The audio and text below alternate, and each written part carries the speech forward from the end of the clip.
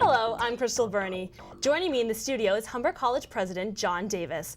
Besides his position at the college, Davis sits on a number of boards, including the Toronto City Summit Alliance, which works on a range of improvements for city life.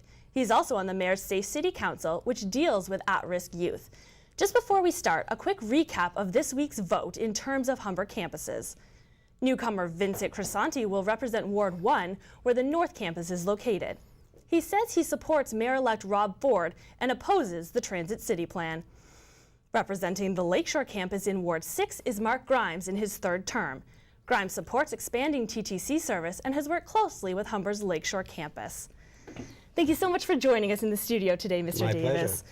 Now, we specifically focused on the issue of transit because Mayor Rob Ford has said he doesn't support the current Transit City plans, which of course include an extension up here to Humber's North Campus.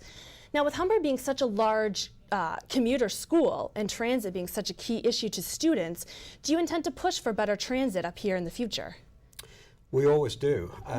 I came to Humber about 9 years ago, and I think it was true at that time that there were two TTC buses, one to the Kipling subway and the other the Finch bus. And I think the GO bus actually did come through there here at this time.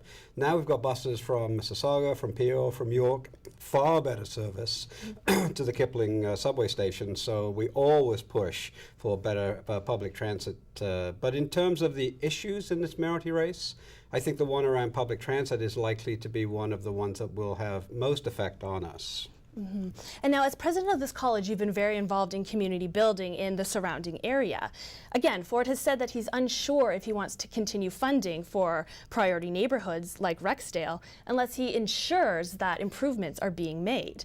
What are your concerns about this?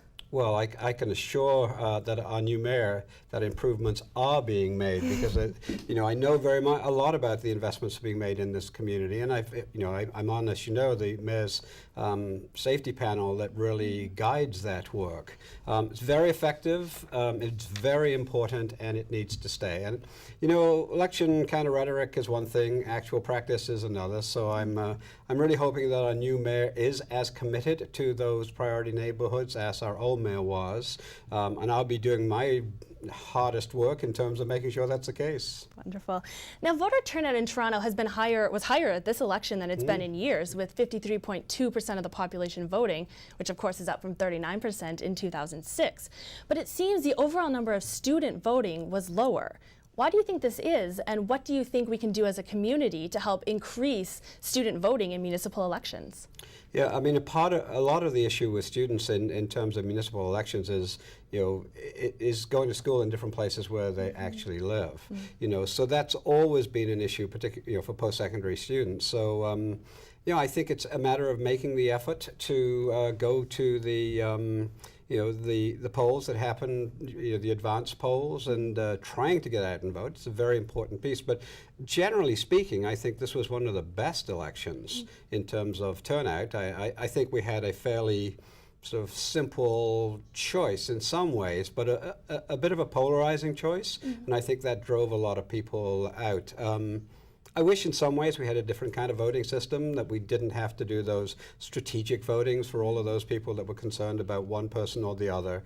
And there are ways around it, but we're stuck with it right now. So interesting choices for all sorts of people, including me. Definitely. Well, thank you so much for joining us in the studio today, Mr. Davis. And coming up next, we'll have all your sports and entertainment highlights.